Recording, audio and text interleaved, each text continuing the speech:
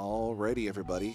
We're going to be starting out here with Amazing Spider-Man versus the Kingpin. This was originally going to be a race. Cypherin actually decided to allow us to run it solo here. The other runner was not available, so we're going to go ahead and pass it to them. So, alright, we'll get going here. I think we should be good to go. So, Cypherin, you're good. And Bacon, you're good? Cool.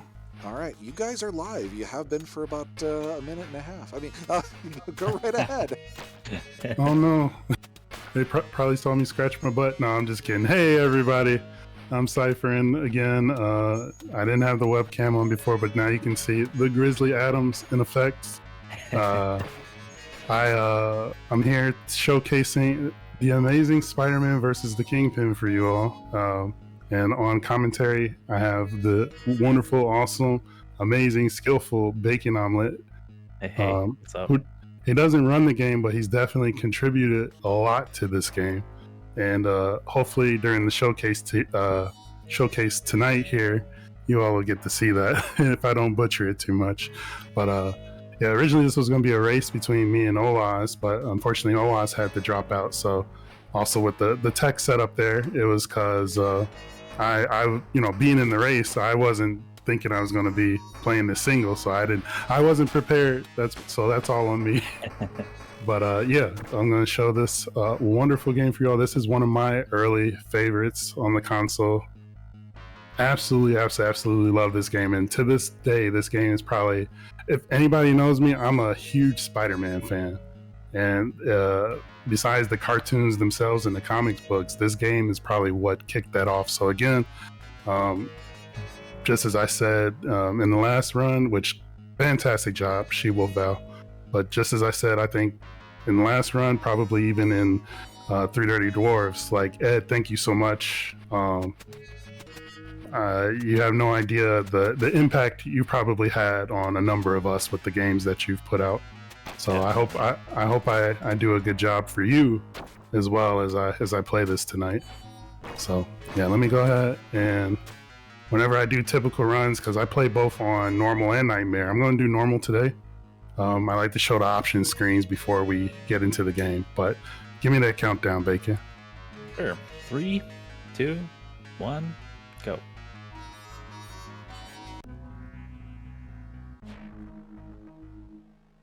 It's worth noting that this is the Genesis version of the game. There is also a Sega CD version.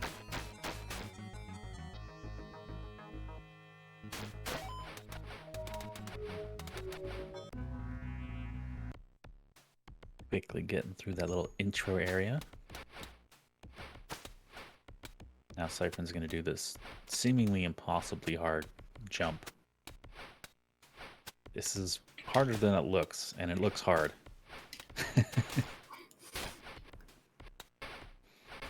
So recently with this game, there's been a new little trick figured out where you can actually skip whole levels if you set certain conditions to be just right. So we're taking intentional damage here. We want our life to be at a certain amount, because what we're going to do is we're going to die and pick up health at the same frame.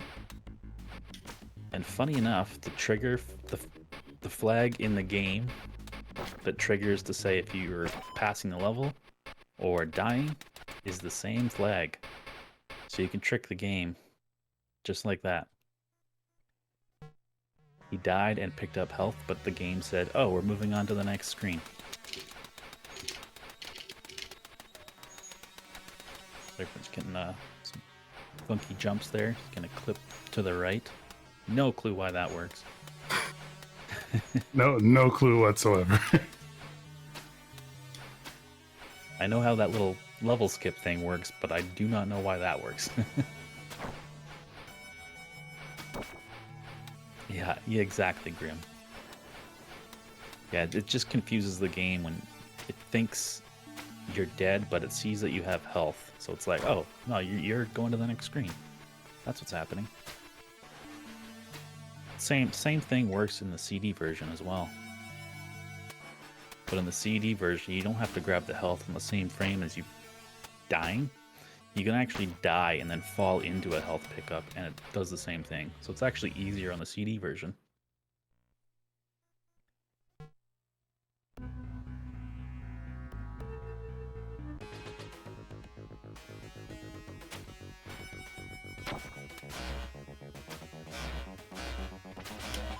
But yeah, not quite as intense as X-Men 2, but the movement in this is pretty smooth.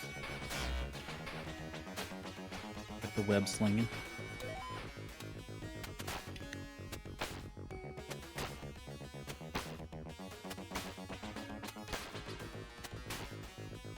There is a death skip you can do with Electro here, but it's we haven't found a consistent setup for it just yet.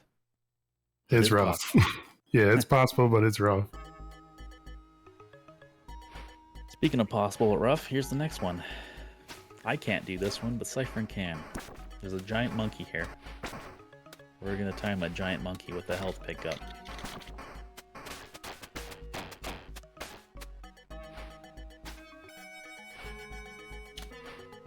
Oh, missed it.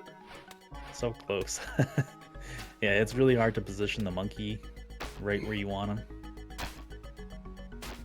But instead we'll do this fun trick. Yeah, shout outs to, I always like to shout out Sharpie here. For those who don't know, Sharpie did basically a long journey to beat all the Sega Genesis games.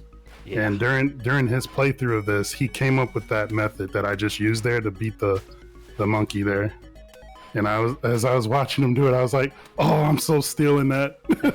that is mine now." And yeah, it helped me shave off time off the world record for this. So, shout outs to Sharpie. Oops, I let go early. I think I'll get that marathon safety. There we go.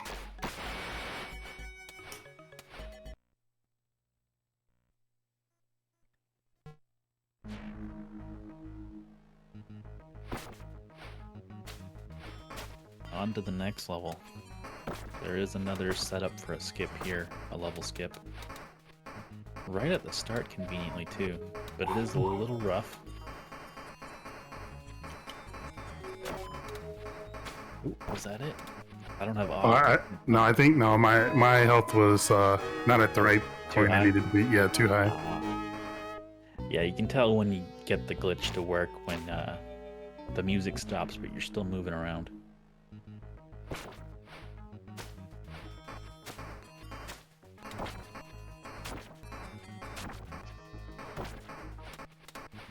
Funny enough, a similar thing like this is technically possible in other games if they're programmed the same kind of way, where it looks for death flag and health at the same time.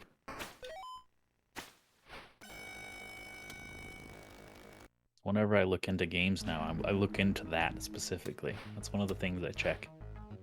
But yeah, that skips quite a bit of that level. So we skipped like a mini boss fight with a motorcycle punk person, and then we skipped a boss fight with the hobgoblin as well.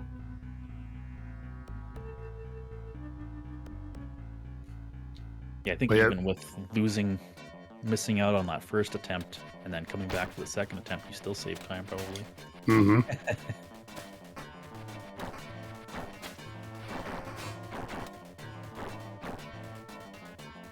This level has some pretty neat movement tech if you have the right angle on some web swings. You can swing through sections where you would normally have to like slowly crawl.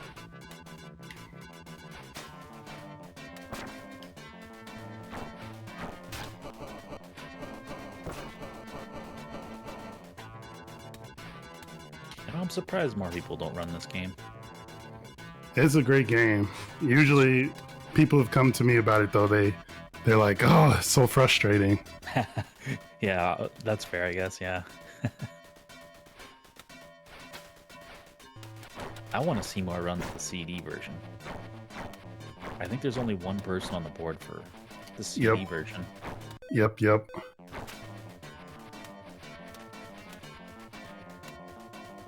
Casually, I love that game, but as a speed run, it's not maybe with your skips it'll become better for me, but as a speed run, it's not as fun as this one for me personally. Yeah, the levels aren't quite as nicely fleshed out as the Genesis version, I would say. But it's got a pretty banging soundtrack on the CD version. Oh yeah. I think I saw someone earlier in the chat asking if this was the CD or the Genesis version being played, and oh, you don't get to listen to Swing Time now? Oh. Yeah, Swing Time is so good. Final level here. Throughout the game, we've been collecting these keys. And, get to put them in this machine with random order every time. Oh, you got it. Wow. Yes. I was gonna say, there's a possible seizure warning there, but no, we're good. we're good. I think it's this fight that would stop me from wanting to speedrun this game. I cannot hit Kingpin. I do not understand the hitbox. It's his little bald head, maybe even a little above it. Though as I say that now, I can't hit him. It's so bizarre to me.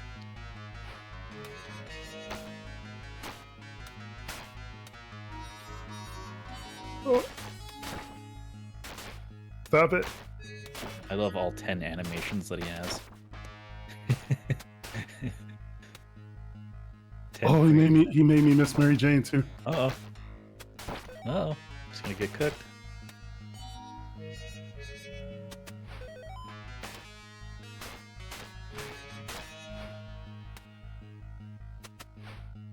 All right, we got him. Stratton is too powerful. GG. Thank you. Short and sweet game. Yeah, pretty short. Of course, for those who haven't played it, definitely just before you get into the speed run, just enjoy every inch of it because it is fantastic. For its time, the swinging to me feels better than most Spider-Man games I've played, probably even modern wise too, because there's a lot of control to it, and then it feels like it captures at least things have changed now, but back then it really captured that Spider-Man experience. I mean, you had where you had to take pictures of enemies and things like that to refill your web fluid. Like that was genius. Mm-hmm. That was genius in design. The rogues gallery that you fought, just like an awesome set of villains to take apart. And Venom, if you on normal, he can show up in a few places. I think you saw him pop up as I was playing there. On Nightmare, he shows up more frequently, and that was a nice little sense of dread that the game put on you. It's just a lot of cool concepts, a lot of cool ideas that were put into this game. Again, like I said, Ed, thank you. If you're watching this at all still, love this game. I'll never stop loving it too. But yeah, that is Spider-Man versus Kingpin. We got two bacon omelet skips, which also shout outs to Needleman. I'm gonna butcher his last numbers. Needleman08, who first saw that glitch, and then special honorable mention to Old Leaky Pipes, as Pipes ran into that glitch too. But it wasn't until Needleman ran into that glitch that then Bacon was like, huh. So you say this happens, and then it's like 2 minutes later. So this is how you do it. So yeah, it didn't take long with the information I got. Yeah, it didn't take long. And then I was like, all right, I'm using it, and was able to drop the record like twice because of it. And yeah, so it's really cool. Yeah, play this game. It's great, like the rest of these other games in ED-A-THON here. And yeah, I think we will get ready for the next game, The Adventures of Batman and Robin, which, by the way, so I'm playing the world record holder in this game, Topaz Dragoon. Oh, like I'm already afraid of getting blown out, but to my credit, what's going to help me here is that this game is blind to both of us. This version of the game. I played like the Super Nintendo Genesis version. Topaz totally wrecks and destroys the Genesis version. Like, you got to check out his speed runs of it. But like Topaz is like, you know what? I'll dial it down. I've never played this game before, and then also this game is a game that has an honorable mention for Ed in it, so that's why it's part of this marathon. But Topaz, I think, feeling lenient on me, he's like, all right, let's do this. And so we're going to be racing it together. And forgive me, I forgot to let the credits scroll. There's the man himself, produced by. There it is, yeah. Got to make sure I get that in there before we head off into our next game here. But thank you all for watching, and I'll pass it to Bacon, if you had anything else to say. No, that's it. Awesome, guys. Hey, thank you so much. Cypherin, fantastic run. Bacon, thanks so much for the commentary again. Really appreciate it. And we are going to go ahead and flip back to our setup screen once again. We'll get set up here for the race with Cypherin and Topaz. And that should be pretty rapid setup. Hopefully we should be able to turn this and burn this. And this will be our final run of ED-A-THON. Oh my gosh, I cannot believe it. Wow, final run. I can't believe saying the words final run. And it's, wow, this has been such a crazy, awesome event, right? We've been all over the map when it comes to genres. We've been all over the map when it comes to systems and all these things, but again, it just goes to show you, it's just amazing to see all of the games, all of the the inspiration that Ed has imparted within the gaming community for again, direct creation, producing inspirations, special thanks, even just the little things right there within the gaming community. And we just again want to say thank you so much, Ed, for all of your games, for everything that you've contributed for us, because in this group, gaming is, gaming's life, right? It's really, it goes deep to the core for all of us. So we're going to go ahead and get set up here for the next runner.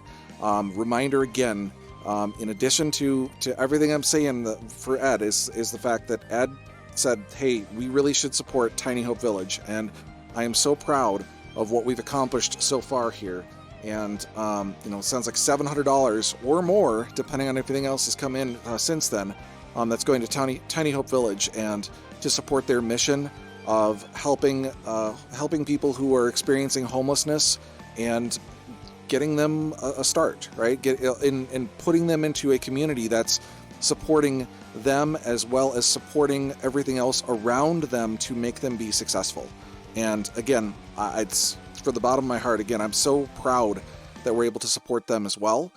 So if you get the opportunity, go ahead and hit !donate, and go ahead and donate to them directly. Again, we don't want to see a dime of this. We want to see every penny go to them. So anyways, we'll go ahead and get set up here for that switchover. I'm hoping that's going to be between 5 and 10 minutes tops, and we'll do our final run, and then we'll say adieu. So thanks so much.